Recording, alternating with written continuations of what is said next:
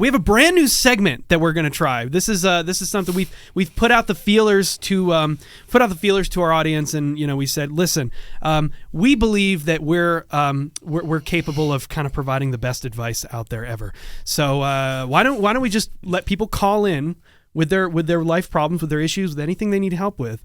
And as we demonstrated last week with the new section of Dear Vinny, which was amazing, we're like, you know what? Why don't we open it up to the table and see if we can solve some problems for some people? So we have, hopefully, we've set up a number. We've got it queued up, and we've hopefully got a bunch of people in the queue ready to go. I mean, how many we got in there, Jake?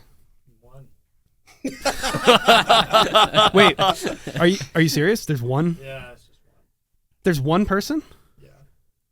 What's his name? Looks like Craig something. Just Craig. So, really, we put this thing out and there's only one person in there?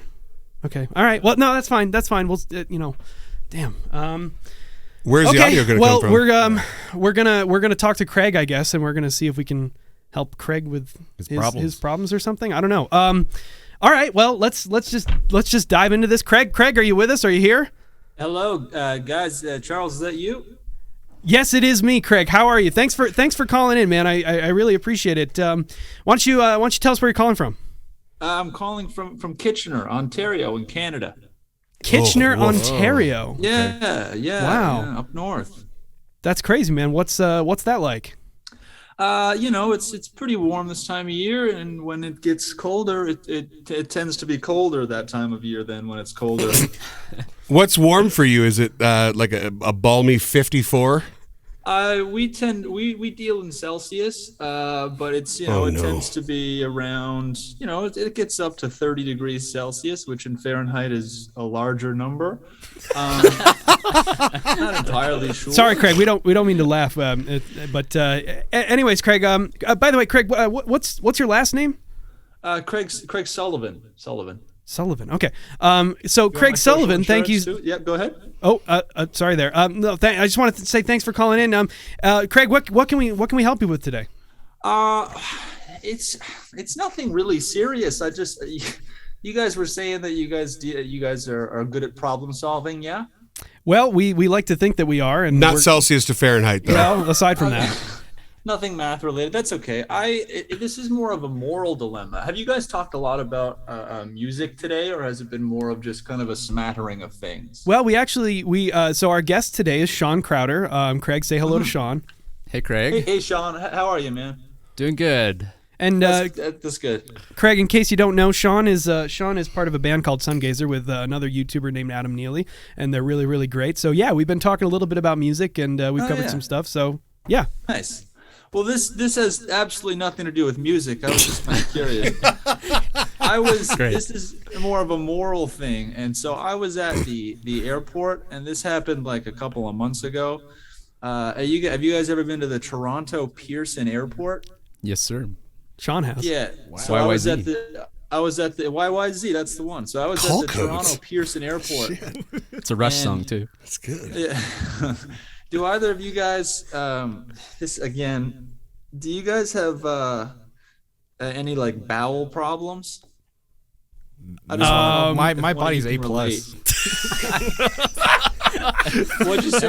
Ready to go. Amram's body is dialed in. You're dialed in. That's good. Well, that's good. I'm happy, but like mine tends to be a little, wishy-washy, and so there's times when I'll go to the bathroom. It'll take quite a long period of time. So I was into the bathroom. Of course, the airports have been pretty backed up the last little while. Have you been backed up, Craig? Yeah, I was gonna make that joke myself, Charles. I knew you'd be good in there. I was there a little while ago, and they've been pretty backed up, and so is my bum. No, but I was there with my girlfriend, and she had to wait. But anyway, I went to the bathroom. There was a long line in the bathroom that I was waiting to use the stalls to take a number 2 in. And when it came, I was probably waiting there for 15 minutes, so I was kind of ready to burst by the time I got to when it was my turn. And when it opened up, when it was my turn, the only stall of the 6 that opened up was the handicap stall. Yeah, go. And so this is, I guess, my first moral question. What would you guys do in this situation? I would sit down and go poop. You would go to Undoubtedly. you would go to the handicap stall. Well, Craig, was there anybody in a wheelchair that was there? That's the thing. I looked around and there was nobody in a wheelchair. And so I thought, well, if I'm the next guy, then I should probably go use the handicap stall. Yeah. I think okay. I think that's okay. If you wouldn't have, somebody else would have. Yes. Yeah, that's what I was thinking as well. So I just thought that was probably the best course.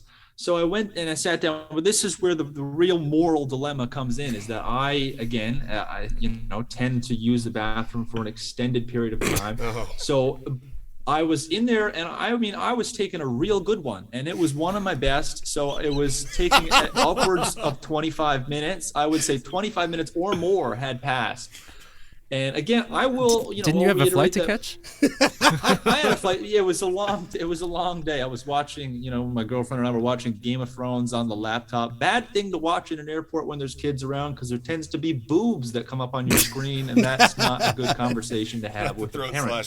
So, wouldn't recommend it. But anyway, I was in the bathroom for, again, an extended period of time.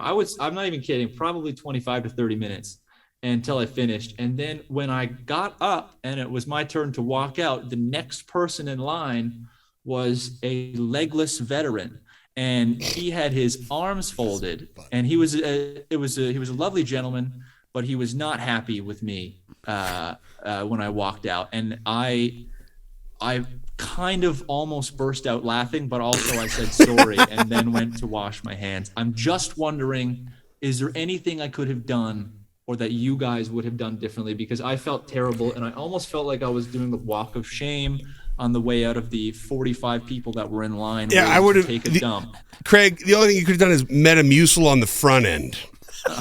So I think it's a good. It would have been a 5-6 minute poop instead of 30. Yeah, if you would have I think had that some was kind Metamucil of the night before. Yeah, it may have been the 3 burgers I had that morning in the airport. And yeah, probably some fiber would have been good. I think you're right about that. But yeah, I just felt really bad for the guy. Craig, how long was he waiting there? That's a good question. I never got the chance to ask him, believe it or not. That's just a moment where you say thank you for your service. You walk right the fuck on. You know what? I think that's a good point. I think I should have said thank you at bended knee and then just went on with my day. Craig, how did you handle the situation? What did you do next? Did you just walk out? I kind of went to I wanted to get out of there as fast as possible, but instead of getting out of there, I thought it would be wise to instead wash my hands, because I think that would look worse. Not only am I disrespecting those who serve us, I'm also just walking out with shit hands into the hallway, which I think would have been really bad. So I instead washed my hands thoroughly. And then I think people were still looking at me. So when I turned around, I was like, maybe if I wash my hands for 30 seconds, I'll turn around and everyone will have forgotten. Wash the sins. There was, I would say, 40% or more of the eyes in line were still looking at me as I left. About a couple of them were laughing and like smiling, and I looked and laughed and smiled back. But there was a lot of disapproving smiles, or disapproving, glances rather. Did you? What was the state of the stall when you left it? You left it clean. It was. I would use the term offensively smelly. That's okay. It was, but not visually disgusting. No, it wasn't visually disgusting. I cleaned well. I mean, it might have been a streak here and there, but like other than that, it was kind of your standard washroom. I mean, at the Toronto Pearson Airport, you can kind of expect what you're going to expect. Also, but like it was also one of those stalls, like how they have the.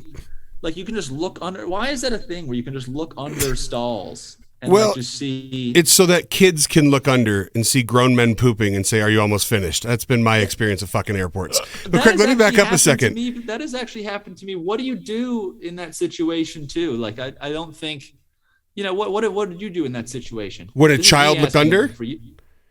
So say that again. Are you talking about when a child looked under the stall? Yeah.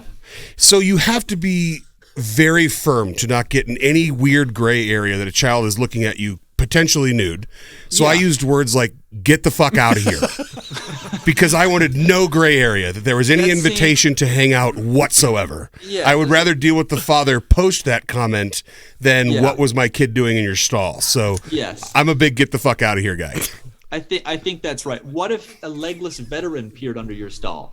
you just look right back at him and say thank you for your service. Okay, well that's good. I think the key here is just thank you for your service. I don't think you'd say that to a child, but I think to any veteran that you've wronged. Thank you. Well, I mean, children are, they serve a purpose for us, and I think that we can thank them for being children and for laughing and playing. Yes. You may want to just default to thanking everybody for their service, because I think we can generally accept that most people serve some type of purpose for somebody. And I think that's true, because you never really know who's a veteran or who's done what. Right. I mean, gee whiz. I mean, if you just say thank you for your service to everyone, you never can do any wrong. That's true. Great advice. That's true. You're avoiding a potential awkward situation where you leave that out to somebody who deserves it. Yeah. Yeah, Craig. I mean, it sounds like sounds like you got a good head on your shoulders. Thank you. And Thank you. and yeah, I mean, I don't know necessarily how much you need us to tell you to steer you in the right direction, because you solved the problem, I think, in a reasonable way. And I would say next time you just you maybe try not to push a little harder, perhaps. Yeah, and, what? I think I probably could have done that too. I probably, maybe I was taking a little too long in there. And you got a little headroom before you start busting capillaries, bro. It'll be okay. Yeah, you're right. I think you're right about that. So I appreciate that very much. And Craig, real quick, just as you walked out and everybody's looking at you, just remember that when you make eye contact with people you don't know and you refuse to break the line, you usually win that stare down. That is a pretty, So you should have walked out of there and just washed your hands like behind your back, staring at everybody. Yeah. And just been like, this is me. This is what I'm doing. That's a pretty big power move. I do that with my grandmother sometimes, and she gets scared. But I think that's a good point as well. Before I thank her for her service. Yeah, but so it's something that. Yeah. Okay. Well, this has been great, guys. Thank you for this. I will, next time that happens, I will definitely do that. This is practical. Well, Craig, I want to thank you for using our hotline today and for calling in, because it turns out I guess you were the only person, but that's okay, because we're happy to be here. We're happy to help you out. We're happy to solve your problems for you, and you just give us a call back anytime you need further advice for anything. Well, sure thing. I enjoyed getting the advice, and I mean, it sounds like you're not too blocked up with calls, so I might call in again. Who knows? And thank you for your service. Thank you for your service, Craig. Thank you guys for your service. Holy shit. Okay, well, that was Craig.